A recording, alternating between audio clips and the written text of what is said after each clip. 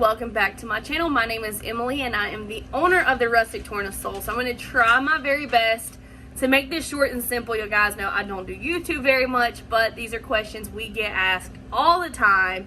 One being, what made me want to start a boutique? I've always knew that I wanted to be an entrepreneur of somehow, and I've always loved women's clothing. Even though I'm a huge tomboy, I've always loved fashion. So I really wanted to start a boutique of some sort. I just never knew what and what my niche would be. So fast forward to July of 2019, I started making air fresheners. It was really fun, but I wasn't very invested in it, so I just continued to work my 7 days a week serving job. I absolutely hated it, but I had to do it because I had to pay for school. November of 2019, I started at the hospital as a CNA. Still am a CNA at the hospital, I just don't work as often. And then when COVID hit last year, we pretty much lost hours just because as a CNA, we can only do so much in the medical field at the time. So we got laid off pretty much. I mean, it was to the point to where I could draw unemployment. And I'm PRN, so I only worked as needed too, so that was what was crazy. But I was working full-time hours, and then I started making air fresheners again because it's something that I enjoyed doing. And believe it or not, this is how it started. I posted a video one night on TikTok, and somehow it went viral. It has almost 300,000 views on it. I don't know how it went viral, but it did. I knew nothing about TikTok. And that's kind of where our business started. So we started selling air fresheners. I was probably selling $300 to $500 a month. It was one of the greatest things I ever done. But if you guys don't know, air fresheners are very expensive to get started. So a lot of everything that we made, most of it went back into making more air fresheners. But I would take a percentage out each month, set it aside on top of what little bit from the hospital I got, set it aside so I could start selling clothing. So I didn't start selling clothing until July of 2020. And I'm not even sure how I found them, but I think one day I had looked up like maybe graphic tee vendors or graphic tee wholesalers or something like that, and Rowdy Crowd Clothing came up, and they sell like Western graphic tees and wild rags. They had popped up, and that is where we bought our very first graphic tee from. Now the number one question is, was it financially a lot? So I started my boutique with absolutely zero debt. I did not use a credit card. I still to this day don't have a credit card. I wish I did, but I don't.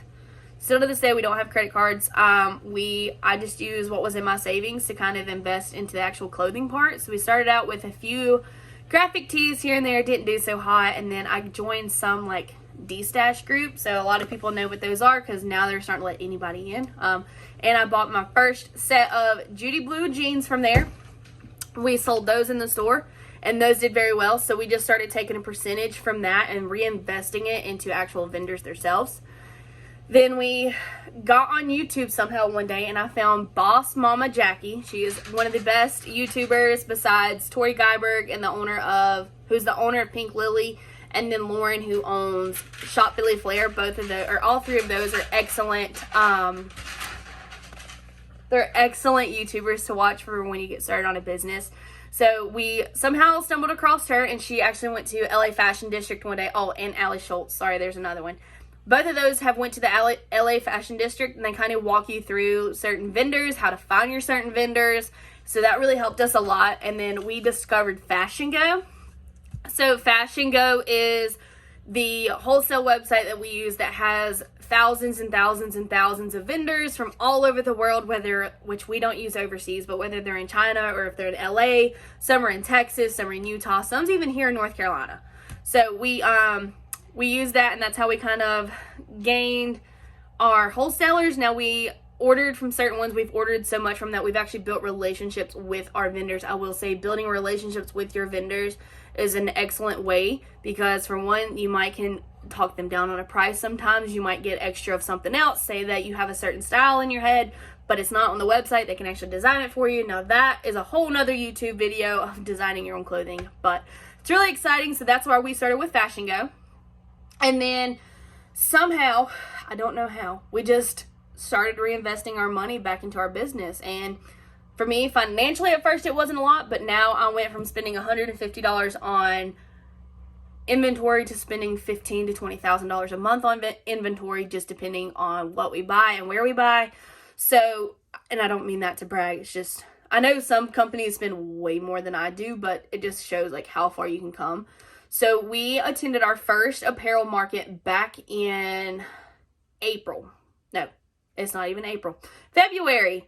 and it was the Atlanta Apparel Mart. It is actually year-round, but this one was only a week long. This is the actual fashion market. It's only a week long, and there we were able to meet vendors. We were actually there to order stuff. Thankfully, a lot of stuff there is pre-order, so we ordered a lot of stuff for spring and summer, so that stuff's starting to trickle in. So that was a really good thing, so I can always push this.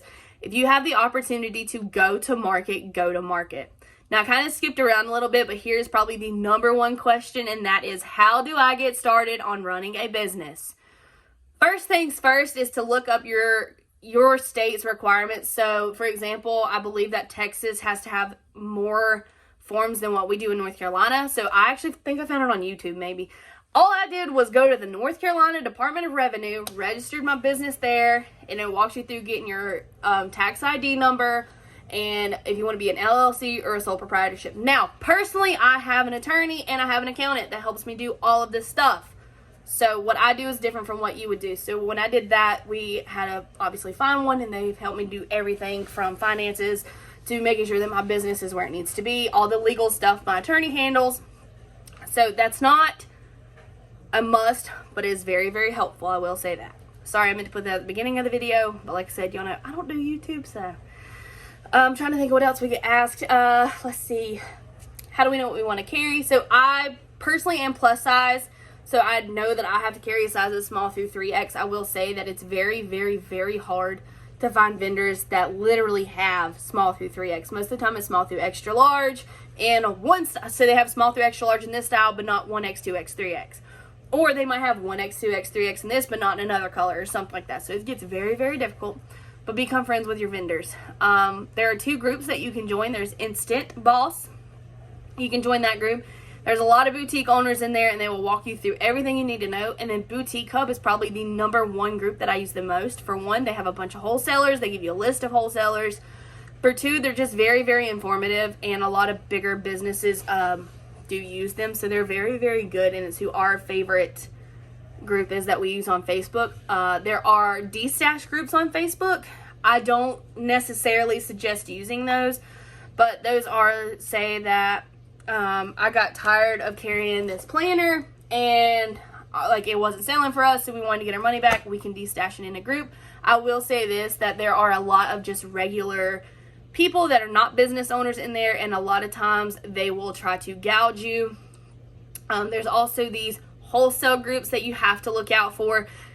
They will charge about $10 more than what you can actually get a product for. For example, these watch bands, somebody was charging $5 more than what they actually cost wholesale in their wholesale group. And I get it, we have to make a profit, but it's kind of ridiculous. But anyways, that's a whole nother story. So that's just a little bit of a rundown for me. I know this isn't the best video, but I figured I would do what I could to help you guys. So if you have any other questions, please drop them in the comments below, so that way I can make maybe a different one down the road. And then I'll put our website, Instagram, and TikTok below, because I do a lot of TikTok lives where I go over a lot of stuff on TikTok, just like I did in this video. So if you guys like this video, give it a thumbs up, make sure you subscribe, and I hope you guys have a great day.